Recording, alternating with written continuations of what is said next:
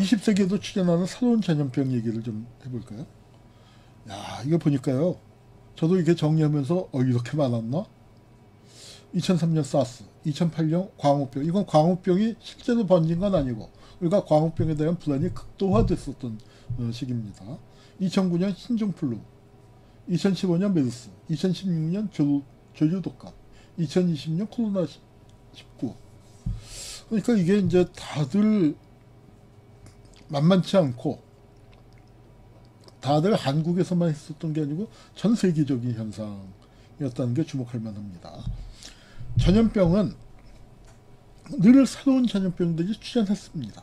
그런데 지금 이제 많이 달라진 게 인구가 훨씬 밀집됐죠. 도시의 규모가 엄청 달라졌죠.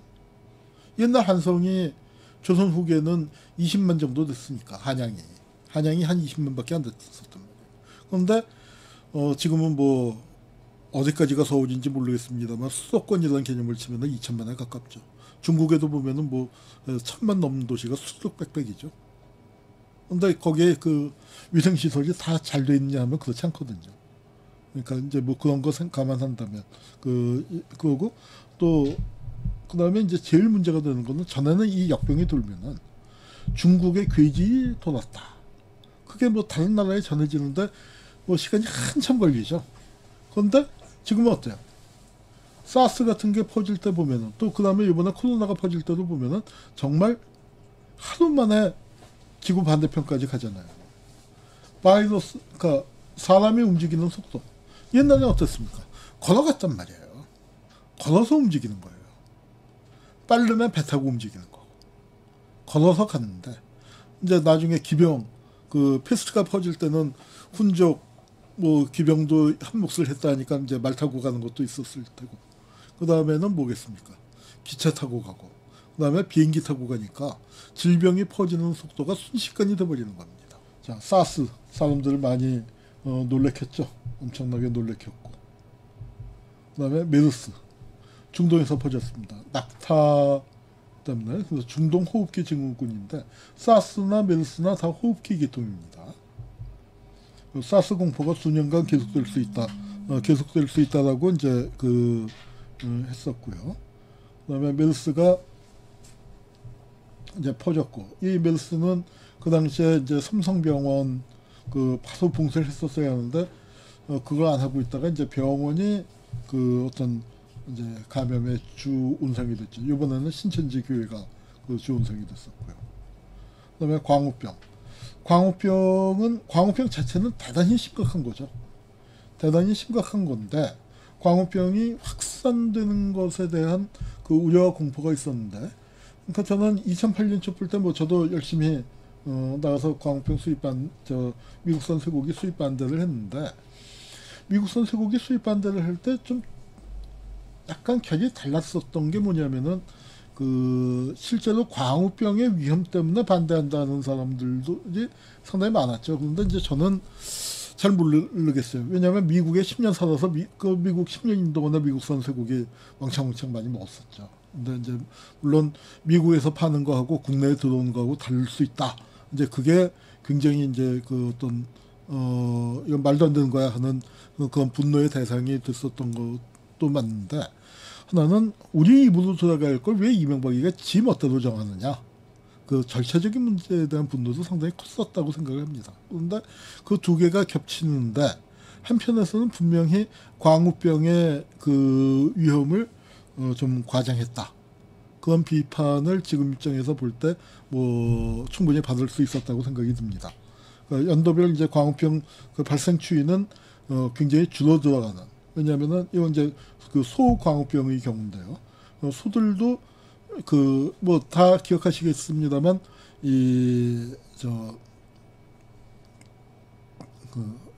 동물성 사료를 쓰면서부터 이제 발생을 하게 됐는데, 이 광우병이 퍼진 걸 보고 뜨거라고 그걸 안 쓰면서 광우병은 뭐 거의 획기적으로 줄어들었고, 또 이게 이제 소광우병도 그렇고 인간 광우병은 뭐 거의 이제 발생을 안 하는 것으로 이게 됐죠. 그래서 세계적인 광우병 발생 건수가 2008년만 하더라도 이제 100여 건이 있었는데 지금 지금은 뭐 2016년 같은 경우에는 이제 거의 발생을 안 하고 있는 걸로 그렇게 되어 있습니다. 그래서 이제 그때 그 에이즈보다 무서운 광우병 쇠고기가 학교 및 군대에 일체적으로 시행된다. 미국산 소가 수입되면 뇌가 스펀지처럼 뚫리고 사지가 마비되면서 고통스럽게 죽는다라고 했는데, 이거는 이제 그때도 조금 불편하긴 했었는데 하여튼 좀 그렇습니다. 그러니까 하여튼 이럴 가능성이 전혀 없었다고 할 수는 없는데, 그 밑에 통계는 잘 모르겠어요. 한국인 광우병 발병률이 95%고 미국인은 30%다. 이건 이제 어디에 근거한 통계인지 모르겠는데 하여튼 그렇습니다. 광우병은 지금은 일단은 잡힌 걸로는 보고 있죠. 아마 그런 것 같습니다. 제가 뭐 이쪽의 전문가는 아닙니다만, 이제 그렇습니다. 에볼라 바이러스도, 근데 에볼라 바이러스고 에이즈고 맞아요. 이게 지역의 풍토병이었어요. 콜레라도 겐지즈강의 풍토병이었습니다. 그런데 그게 전 세계로 확산된 거죠. 그러니까 이 새로운 그 질병의 출현이, 그러니까 사스도 사양 고양이에게 늘 있었던 그 바이러스인데, 이게 어느 날 돌연 변이를 일으켜서 인간에게 감염되는 문제고요. 이제 그렇게 보고 있고, 에볼라 바이러스란 것도 그러니까 그 아프리카의 이제 특정 지역에 있었던 풍토병이었는데, 이게 또 원숭이에게 있었던 병이었는데 인간에게도 옮아오게 되는, 그러니까 동물과 그 인간의 경계가 이제 허물어지면서 인간에게도 옮아오게 되는 거고, 조류 독감도 그래서 이제 사람들이 경계하는 거죠. 스페인 독감도 조류 독감이 그 변형을 일으킨 건데, 정말 그 삽시간에 수많은 사람들을 죽게 한, 몇천만 명을 죽게 한 거고요. 그래서 이제 에볼라 같은 경우도 이제 그 엄청난 치사율을 보이죠. 근데 이겁니다. 치사율이 높으면은 병이 빨리 소멸해요. 지금 코로나는 감염률은 무지무지하게 높은데 치사율은 상대적으로는 낮은 거죠. 다른 그 무서운 전염병들에 비하면은. 그리고 대부분 기저질환이 있는 분들이고, 예외적으로 기저질환 없이 그 코로나 감염이 악화돼서 돌아가신 분들도 지금 사례가 나오고는 있습니다만, 아직까지 그 보고된 바로는 소수고, 기저질환 있는 분들, 특히 고령자들, 그런 분들이 이제 많이 돌아가신 걸로 나왔어요. 에볼라 바이러스 희한하게 생겼죠. 그리고 전 세계에서 이제 퍼지는 거, 특별하게 미국에서 또 많이 퍼졌었습니다. 조류 독감도 이제 2016년도에 많이 퍼졌었는데, 조류 독감이 우리가 이제 경계했었던 거, 이게 또 이제 돌연변이 일으키는 게 아닌가 하는 거고, 세상을 떠들썩하게 했었던 신종플루는 1년 만에 단순 독감이 되어버렸습니다. 한국에서는 사망자가 좀 적은 편이었고요. 그때 이제 굉장히들 겁을 먹었었는데, 타미플루랑 뭐 해서 이제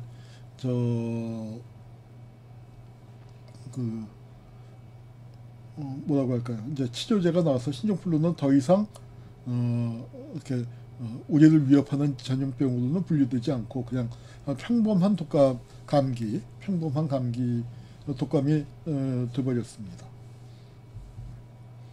진짜 무서운 건 결핵이에요. 결핵이 OECD 국가 중에서 우리가 단연 1위예요.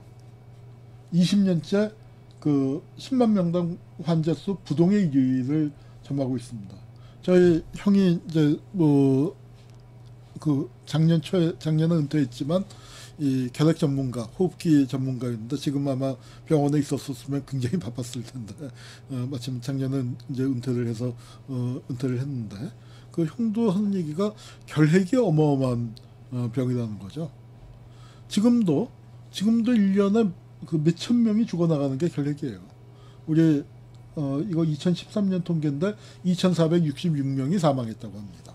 그러니까 코로나로 지금 아까 뉴스에서 39명째 돌아가셨다고 하는데, 거의 한 60배 사망한 거잖아요. 1년 사망자로. 그리고 감염된 환자가 2013년에 36,000명인데 코로나 지금 6,000명 나온 거거든요. 근데 이제 그런 거 생각한다면 결핵이라는 게 우리에게 익숙해져서 그렇지 사실은 어마어마한 병입니다. 어마어마한 병이고 그 자료에 따라서는 여태까지 사람을 제일 많이 죽인 게 천연두가 아니라 결핵이다. 누적 통계로 치면은 결핵이 제일 많이 죽였다. 이제 이렇게 그 얘기를 하고 있습니다. 그래서 이 결핵 우습게 보면 안 되고요. 우리 그렇습니다. 그래서 근데 이 결핵은요, 뭐랄까요, 병에 대한 편견에서 가장 미화된 병이라고 할 수 있을 것 같아요.